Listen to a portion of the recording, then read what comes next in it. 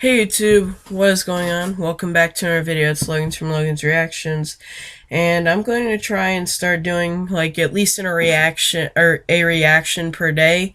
Now, this is actually the second one today. I'm going to be reacting to another Mr. Nightmare, and I just got done reacting to three creepy neighbor stories, like three horrifying neighbor stories or something like that. So I'm gonna go ahead and react to Mr. Nightmare, three creepy true school lockdown stories. So let's go ahead and react to the video in 3, 2, 1, let's go. Yeah.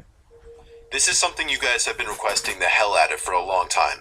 This It took a actually lot looks of time, creepy right but there. I finally found 3 stories that take place during school lockdowns. Story 1.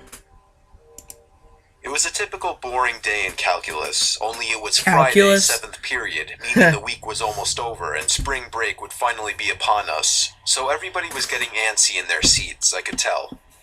We didn't have a test that day like a lot of my friends did with their other teachers, so our teacher in the middle of class just decided to start playing games with us on Sporkle.com.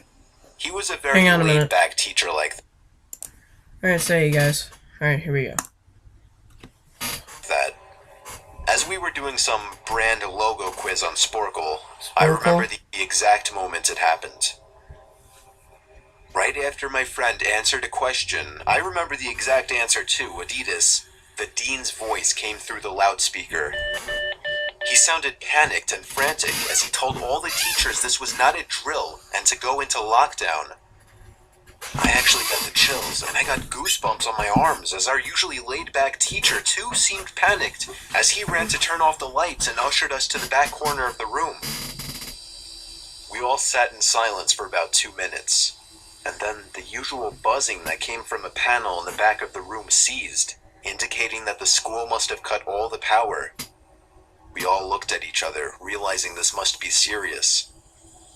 A few more minutes of waiting later, we heard a man screaming at the top of his lungs coming down the hallway.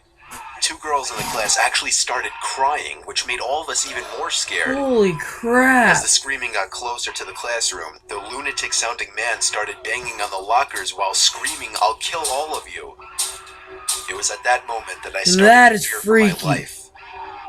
My teacher shushed us as we all looked at each other to see our peers' reactions. The banging then moved from the lockers to our classroom door. And that's when one of the crying girls screamed no. The banging on the door only grew worse as the man started screaming, "Open up."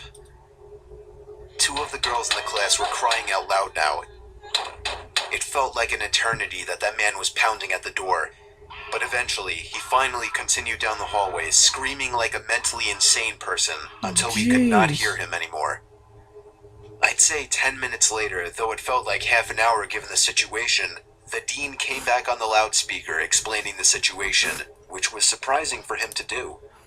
He explained that some apparently mentally unstable person entered the building and assaulted the woman sitting at the front desk, causing her to flee the building screaming, and staff wasn't sure if the man was armed or not. Now this was before the school had cameras or could afford proper security, so the school was wide open to something like this happening. The staff had done a sweep of all the hallways and classrooms and couldn't find him, so the dean instructed the teachers to resume teaching but to keep all the doors locked and to not let any students leave for any reasons. The most disturbing part, however, is that one of the janitors working the night shift found the man sleeping in one of the storage closets near the back end of the school, and according to rumors that were spread by my peers, sticking out of his pocket was a .44 Magnum. The janitor must have done something stupid to wake him up, for example, leaving the closet door open, because by the time a police officer could arrive on the scene, the man was gone.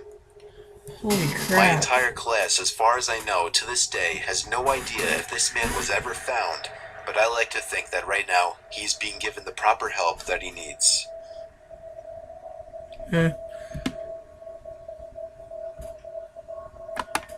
It's for all 6th graders and some 7th graders. Sorry guys, the second lunch period is for the other half of the 7th graders and all 8th graders.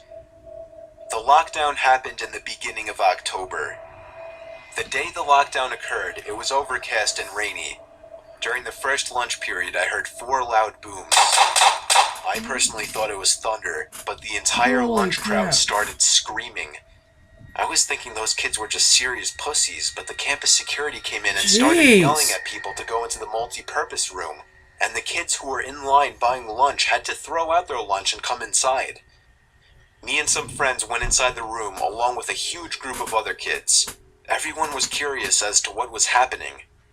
Our multi-purpose room is huge, and the back wall of the room is made of see-through glass. When me and my friends were rushed inside the campus, security was covering the glass with the curtains, and there were adults at every exit. My friend Eric was curious, as well as the rest of us, so he asked one of the adults what was going on. When he came back, he said, "You know how right in front of TMS there's those houses?" I replied, "Yeah." "There's this mentally disabled, crazy man that barricaded himself in front of his house, and he's threatening to commit suicide and kill the cops if he's evicted. He was walking around outside of school watching kids in a weird way," Eric told us. It turned out the man was also a registered sex offender, making matters worse. Oh, jeez. We were stuck in the multi-purpose room for a whole hour, taking up 2 periods. After the whole thing was settled, we were escorted to our classrooms one by one. I later found out that the man lives next to my friend Brandy, who told me about the previous Halloween when she saw the same man at his window cutting his arm and writing in his own blood, "Don't come here or I'll kill you," on his window. Of course, being Halloween, people, including Brandy, assumed it was just for the holiday. But after this horrific incident, we knew this man was mental, and we're glad he never got near us. Jeez. I'm 22 years old, fresh out of college, and I recently got a job at my old high school as a sort of computer intern in the school basement. The basement of the school is very messy and disorganized, but there is a small 3-person office that's actually very nice down there. It has 3 nice big desks, 2 mini fridges, a flat screen TV mounted on the wall, and Nice. oh so satisfying air conditioning, a luxury the students and teachers cannot enjoy in the school. And of course all of the school servers and other computery stuff. I got the job because 3 of my old computer teachers flat out adored me. I could actually consider them as real friends, not just teacher figures, so they all helped tremendously in landing me this job. That's It's nice. been great, until something that happened a few weeks ago. My 2 co-workers that shared the office with me, Dave and Gary, weren't in the office at the time. They were upstairs working on papers or whatever. I was eating my sandwich during my lunch break when I got a phone call from one of the women in the front office telling me the school was on lockdown and that somebody, possibly armed, had entered the school. There wasn't much that I could do other than turn off the lights because, surprisingly, as nice as this little office was, it didn't have an actual door to it, just What? a big opening, and the door to the whole basement didn't even have a working lock. For my own safety, I did turn off all the lights in the office and my computer screen. I kept my phone on the desk, texting both Gary and Dave, but they wouldn't respond. I sat down there in the dark, playing games on my phone for like 20 minutes, waiting for the call from up front to tell me to resume working. I had no idea what was happening. I couldn't hear what was going on upstairs from down here. But I was not allowed to make any calls until I was informed that the lockdown was over. Then, the noisy basement door opened. As the creaking echoed across the basement and into my office, I sat up from my seat, wondering if I should call out Gary or Dave. I was eager to get some info from them.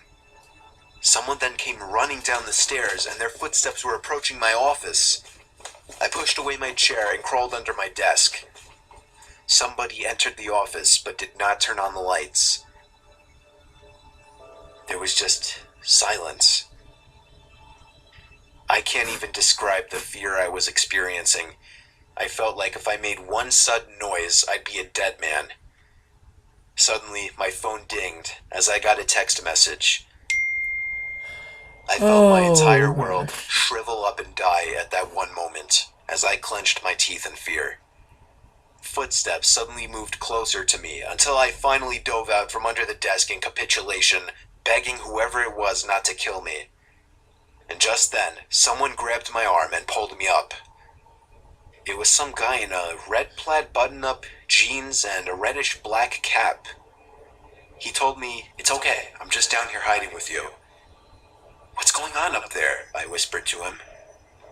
He kind of ignored my question and asked me if there's an exit down here. I told him, "Yeah, around that way."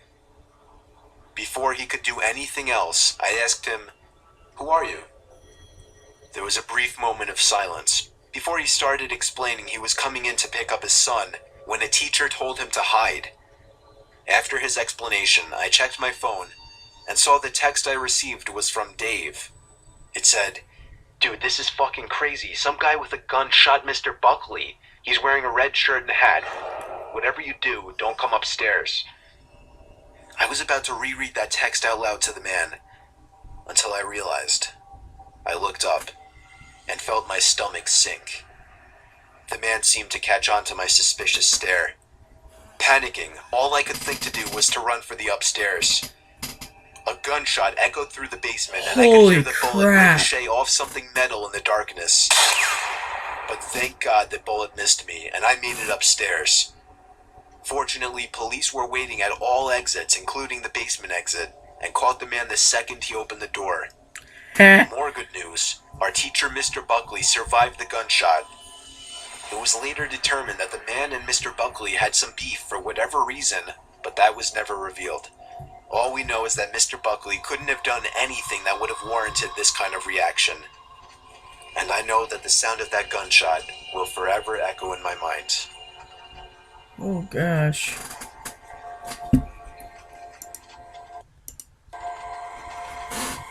Okay.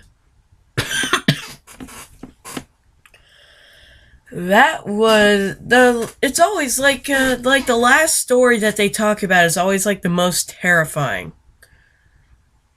But alright guys, so that's gonna be it for this video. Make sure to like, comment, and subscribe. And I guess I'll see you all later. Peace out.